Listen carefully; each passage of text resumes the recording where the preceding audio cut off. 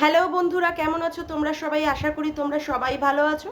আমিও খুব ভালো আছি। মামনের মনের কথাতে তোমাদের সকলকে সুস্বাগতম। কালকে আমি ভিডিও দিতে পারিনি, তার জন্য প্রচণ্ড পরিমাণে ভেরি সরি। কালকে আমি একটু কাজে ব্যস্ত ছিলাম, তার জন্য আর ভিডিও দিতে পারিনি, মার্জনা করো। আজকে আবার তোমাদের সামনে নতুন ভিডিও নিয়ে চলে এসেছি।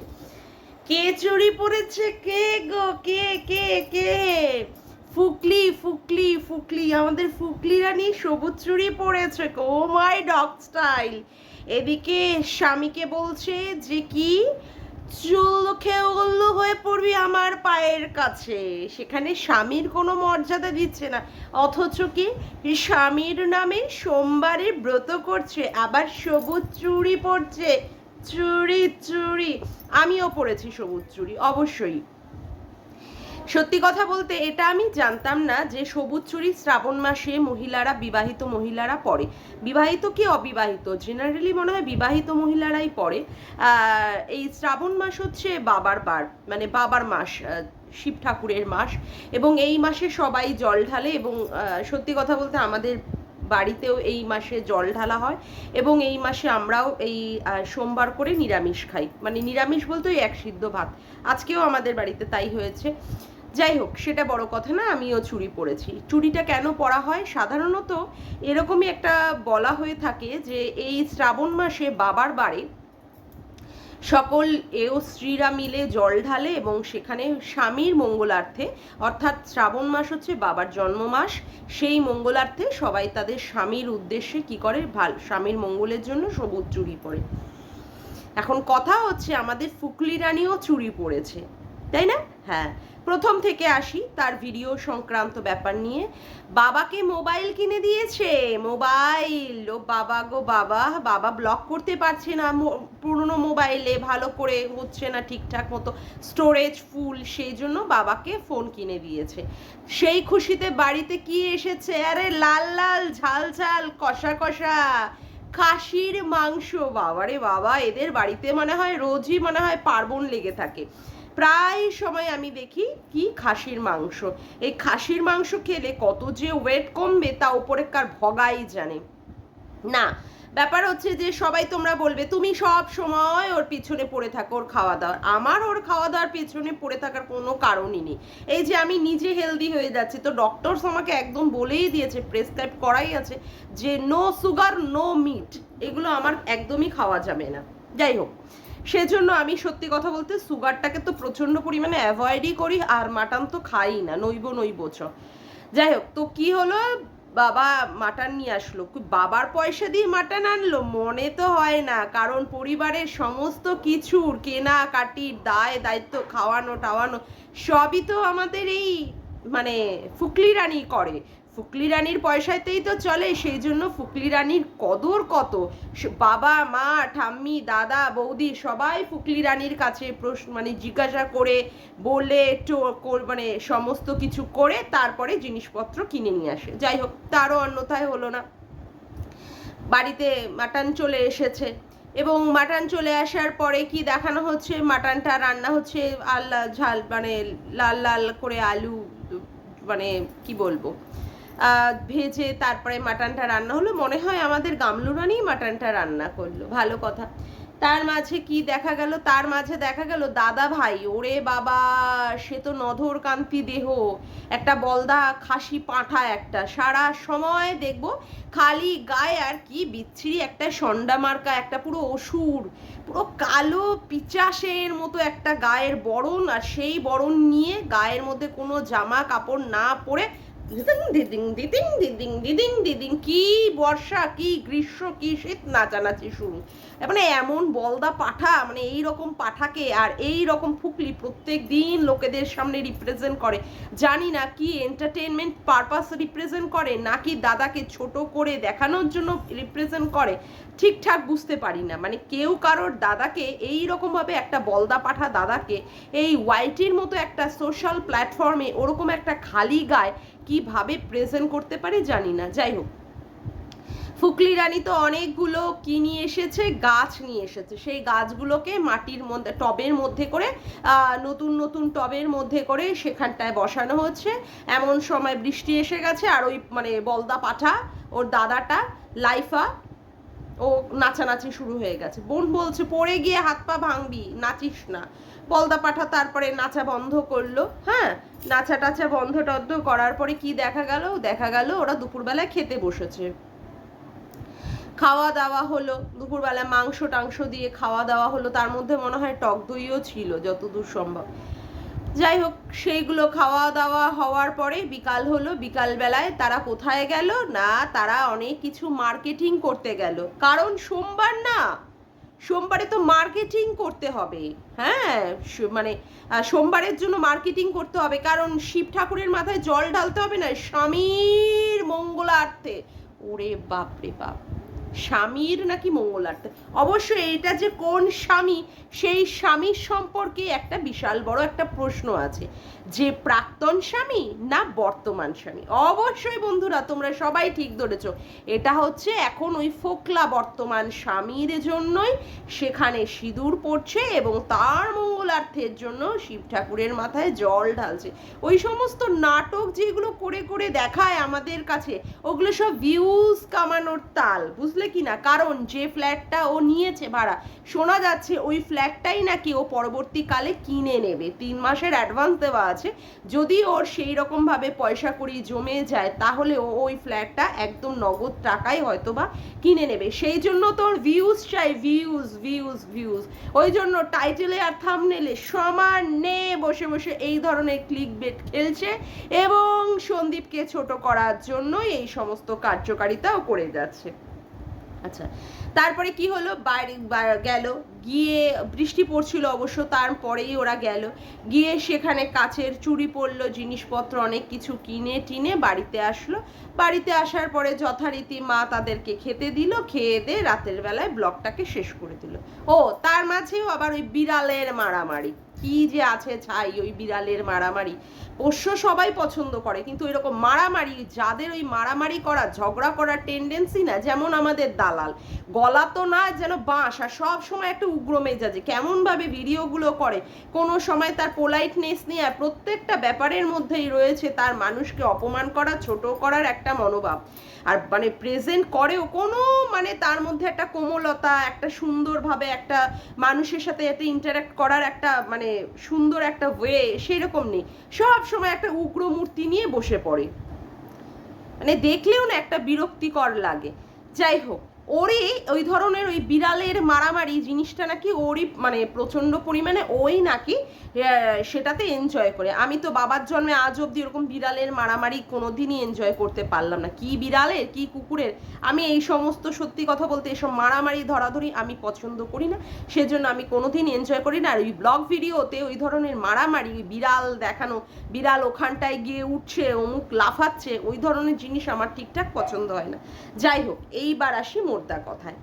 যে কিনা সন্দীপের নামে 498A কেস করেছে, যে কিনা সন্দীপের বাবা মায়ের নামে অ্যালিগেশন আনছে তারা নাকি বাচ্চা পাচার করে। কালকে সঙ্গীতা ম্যাডামের লাইভে সবাই শুনে নিয়েছো। এখনো পর্যন্ত সেই নোটিশ অবশ্য সন্দীপের বাড়িতে এসে পৌঁছায়নি, কিন্তু ওরা এই একটা মামলা ওরা করেছে হাইকোর্টে, ঠিক আছে? এটাকে মনে হয় যতদূর মনে হয় ম্যাডাম কালকে বলছিলেন ম্যান্ডামাস। এবং এই যে মানে এইগুলো যে ও করছে, বাচ্চা পাচারকারী বা সন্দীপের সম্পর্কে নানান ধরনের অ্যালিগেশন আনছে, সেই ক্ষেত্রে কি তোমাদের মনে হয় যে ও সত্যি সত্যি আজকে যে সবুজ চুড়ি পরছে, বা আজকে যেটা ও শিবের মাথায় জল ঢেলে যে ব্রত করার চেষ্টা করছে, যে স্বামীর কল্যাণার্থে যে ও এই ব্রত করছে, সেটা কি সত্যি সঠিক তোমার মনে হয়? যে আমাদের মনে হচ্ছে যে সন্দীপের জন্য করছে না, তো ও সত্যি সত্যি ফোকলার জন্য করছে। কারণ ফোকলাকেও ভালোবাসে, তার ভালোবাসার হাতটা ধরবে বলেই সে সন্দীপের সংসারটা ছেড়ে নিয়ে দিয়েছে। তার সাথে এমনভাবে চ্যাট করেছিল, তার মায়ায় ও মোহিত হয়ে গেছে, ফলত এই সংসারটা ওর কাছে কোনো সংসারই মনে হয়নি। 5 বছরের কাটানো জীবন, সন্তান, সবকিছু মায়া ও উপেক্ষা করে বেরিয়ে গেছে। সেখানে কমিউনিটি পোস্টে ওকে দিতে হয়েছে ও এই ছেলের সঙ্গে থাকবে বলেই, সেই জন্য সংসারের মায়া ও ত্যাগ করেছে। সংসারের প্রতি ওর কোনো আসক্তিই নেই। ও শুধুমাত্র মানুষদের বোকা বানাচ্ছে আর ঠকাচ্ছে ভিউয়ার্সদেরকে, যে এই রকম রকমভাবে ক্লিক বেট যদি ও খেলতে পারে তাহলে ওর চ্যানেলে লোকে অনেক অনেক ভিউজ দেবে এবং ওর সেখান থেকে টাকা আসবে। লোকে ওকে যা তা কথা বলুক, ওকে ঝাঁটার বাড়ি মারুক, জুতোর বাড়ি মারুক, ওর তাতে কোনো ফারাকই পড়ে না। ওর শুধু এখন চাই ভিউজ এবং তার মাধ্যমে কি চাই? ওর টাকা। এই টাকাটাই হচ্ছে ওর মেইন উদ্দেশ্য। 1 মিনিট। আচ্ছা, বাচ্চা সংক্রান্ত ব্যাপার নিয়ে ওরা যে কেসটা করেছে, কালকে কিন্তু সঙ্গীতা ম্যাডাম সুন্দরভাবে বুঝিয়ে দিয়েছে যে বাচ্চার এগেনস্টে করার জন্য উনি কি করে রেখেছে। উনি কিন্তু তার অনেক কিছুই আগে থেকে অগ্রিম স্টেপ উনি নিয়ে রেখেছে। প্রথমে 144 জারি করা আছে সন্দীপের বাড়ির পাশে, তারপরে বাচ্চার এগেনস্টে কি করা আছে, ওই একটা ইনজাংশন জারি করা আছে কৃষাণুর উপরে, এবং তারপরেও যদি এরা কিছু করে তাহলে 20 জন মহিলার একটা টিম সাথে সাথে সন্দীপদের বাড়িতে পৌঁছে যাবে। এবং সন্দীপের বাড়িতে কিন্তু সিসিটিভি ক্যামেরা আছে, যেখানে কোনো কমিশন থেকেও কোনো কেউ গেলেও কিন্তু কোনো ব্যাপারে তাদের সাথে কোনো রকমের ইন্টারাক্ট করা হবে না। একমাত্র কি হাইকোর্টের নোটিশ নিয়ে গেলেই তাহলেই সেখানে ইন্টারাকশনটা হবে। আমি তো বলবো সঙ্গীতা ম্যাডাম দারুণ কাজ করেছে, একটা জিও জিও জিও। এবং উনি আমার কাছে সত্যি, উনি আমার কাছে প্রচণ্ড পরিমাণে একজন সম্মানের ব্যক্তি। উনি যা কাজ করছেন সত্যি কথা বলতে মুখে বলার ভাষা নেই, প্রচণ্ড পরিমাণে কমেন্ডেবল জব। ওকে, আর যে সমস্ত মানুষরা তাকে নিয়ে ছেঁড়াকাটা করছে তারপরে তারা বুঝে নেবে যে তারা তার মানে থেকে কি করে কি করবে। তিনি যে স্টেপগুলো নেবেন সেই স্টেপ থেকে উনি মানে ওরা কি করে বাঁচবে তারা বুঝে নেবে। আমার ওসব বোঝার দরকার নেই। আমার সঙ্গীতা ম্যাডামের মানে ইসের ওপরে প্রচণ্ড পরিমাণে ভরসা আছে, ওনার বিচার ব্যবস্থার ওপরে, এবং উনি যেভাবে জিনিসগুলোকে এগিয়ে নিয়ে যাচ্ছেন আমার সত্যি প্রচণ্ড ভালো লাগে। যাই হোক, তারপরের কথায় আসছি। তাহলে ব্যাপারটা হচ্ছে যে এরা যেভাবে জিনিসগুলোকে ঘটানোর চেষ্টা করছে, আর ইউটিউবে যেরকম একটা পরিস্থিতি তৈরি করছে যাতে করে সন্দীপদের নিয়ে যে সমস্ত মানুষেরা ভালোবাসে তাদের একটা উদ্বিগ্নতা, তাদের রাতের বেলা ঘুম উড়ে যাওয়ার এই যে ব্যবস্থাগুলো, এবং এই যে ভুলভাল তথ্য, যেখানে সন্দীপের মা বাবাকে বলা হচ্ছে বাচ্চা পাচারকারী, কিভাবে বাচ্চাটাকে তারা টেক কেয়ার করছে, কিভাবে বড়দা অর্থাৎ সন্দীপের বাবা ABC দিয়ে দিয়ে অক্ষর জ্ঞান শেখাচ্ছে, কিভাবে সন্দীপের বাবা বাচ্চাটাকে নিয়ে স্কুলে যাতায়াত করা থেকে শুরু করে সন্দীপের মা বাচ্চাটাকে স্নান করানো, খাওয়ানো, তার ঠিকভাবে টেক কেয়ার করে সমস্ত কিছু করছে, অথচ তাদের ওপরই অ্যালিগেশন আনছে কে না, যে মা তার নিজের পরকীয়ার জ্বালা মেটানোর জন্য ওই 1.5-2 বছরের একটা বাচ্চাকে ফেলে দিয়ে চলে গেছে। যে মা তার বাচ্চার কথা মুখেই আনতে পারে না, ভিডিওতে তার কোনো রকমের বহিঃপ্রকাশ দেখা যায় না, যে ছেলের প্রতি তার দুঃখ, তার বেদনা, তার কষ্ট, তার আর্তনাদ কিছুই বোঝা যায় না, সেই মা তার কি দিচ্ছে অ্যালিগেশন কি আনছে ঠাকুমা ঠাকুরদাদার বাবার প্রতি, যে না তারা ছেলেটাকে ঠিকমতো টেক কেয়ার করছে না, তারা বাচ্চাকে ঠিকমতো খেতে দিচ্ছে না, তারা বাচ্চাকে অত্যাচার করছে, তারা বাচ্চা পাচার করার মতো জিনিস কাজ করছে। আজকে সন্দীপ তার মন কি বাতে পুরোপুরি পরিষ্কার করে সুন্দরভাবে ফোকলা আর ফুকলিকে বুঝিয়ে দিয়েছে যে আজকে যে ফুকলি এই ধরনের স্টেপগুলো নেওয়ার চেষ্টা করছে, যেইগুলো মানে পদক্ষেপগুলো যেগুলো আমরা দেখতে পাচ্ছি, এর পেছনে একমাত্র ফোকলাই আছে, এর পিছনে একমাত্র ফোকলাই আছে। কারণ এই ফোকলাই হচ্ছে এই ফুকলিকে বাড়ি থেকে বের করে নিয়ে গেছিল, ফুসলিয়ে ফুসলিয়ে দিনের পর দিন সেক্স চ্যাট করে করে করে করে তারপরে একে বাড়ি থেকে বেরিয়ে নিয়ে গেছে। এর মাথায় এই সমস্ত কুবুদ্ধি আর বদবুদ্ধি দেওয়ার মানুষ হচ্ছে ফোকলা। অবশ্য তার পেছনে বকদাদা, অমুক দাদা, তমুক দাদা আছে, কিন্তু বেশি পরিমাণে এই দুষ্টু বুদ্ধি দিচ্ছে হচ্ছে ফোকলা। তাই কিন্তু সন্দীপ তার মান কি বাতে বলে দিয়েছে যে এই ধরনের যদি তারা কার্যকারিতা দিনের পর দিন করে যায় তাহলে কিন্তু সন্দীপ মোটেই মুখ বুঝে মুখ বন্ধ করে রাখবে না।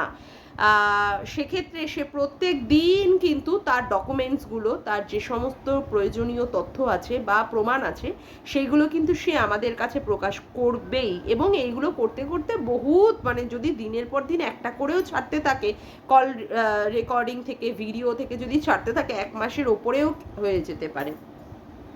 এবং সেক্ষেত্রে ফোকলা আর ফোকলির উদ্দেশ্যে সন্দীপ বলেছে যে বাচ্চাটাকে নিয়ে যেন তারা কাটা ছেঁড়া টানা হাঁচড়া না করে, কারণ বাচ্চাটাকে সে সুন্দরভাবে মানুষ করতে চায়, স্কুলে ভর্তি করেছে, বাচ্চাটাকে অক্ষর জ্ঞান দিচ্ছে এবং বাচ্চাটা টেক কেয়ার করার জন্য তার বাবা একমাত্র যথেষ্ট স্বাবলম্বী এবং তার সাথে রয়েছে তার ঠাকুমা ঠাকুরদাদা, সবাই তার বাচ্চাটাকে টেক কেয়ার করতে পারে। হ্যাঁ, এইবার প্রশ্ন হচ্ছে যে বাচ্চাটাকে কি তাহলে তার মা দেখতে পারবে না? অবশ্যই, যদি তার চাইল্ড কাস্টাডি হিসাবে যদি সে হাইকোর্ট থেকে সেইভাবে কোনো রকমের মানে নোটিশ সে বার করে নিয়ে আসতে পারে, তাহলে অবশ্যই সে তার বাচ্চাটাকে দেখতে পারবে।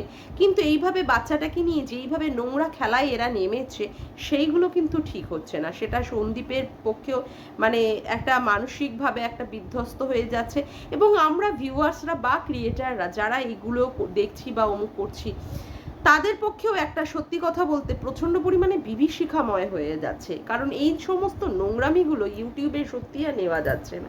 অবশ্য অনেক অনেক মানুষ আছে তাকে সাপোর্ট করার জন্য, যেমন জলনদীপ বুড়ি, যেমন ঘোড়ামুখী, তারা কি বলছে, তারা তার এই সমস্তগুলোকে মাতৃত্ব বলে তুলে ধরছে। কিন্তু এই মাতৃত্বটা কোথায় ছিল যেদিন 17ই আগস্ট তার সমস্ত জিনিস নিতে সে কিন্তু কোনো রকমের ভুলেনি, অথচ বাচ্চাটাকে নিয়ে যাওয়ার ক্ষেত্রে সে ভুলে গেছিল। তার মাল রিকভারি করার সময় সে প্রয়োজনীয় জিনিসগুলোর সাথে সাথে কাঁথা, বাপরে বাপ কি না কি ছাই মানে মাথা মুন্ডু জিনিস, সেই কাঁথাটাকেও নিতে সে ভোলেনি। তবে সঙ্গীতা ম্যাডাম পাশে রয়েছেন সন্দীপের এবং কৃষাণুর পাশ থেকে মানে পাশে একটা বিশাল বড় একটা পরিখাউনি তৈরি করেই রেখেছেন। আশা করব ওদের কিছুই হবে না এবং সেই ভরসাই আমরা ম্যাডামের ওপরে রেখেছি। যাক গে, আজকের মতো ভিডিওটা আমি এখানেই শেষ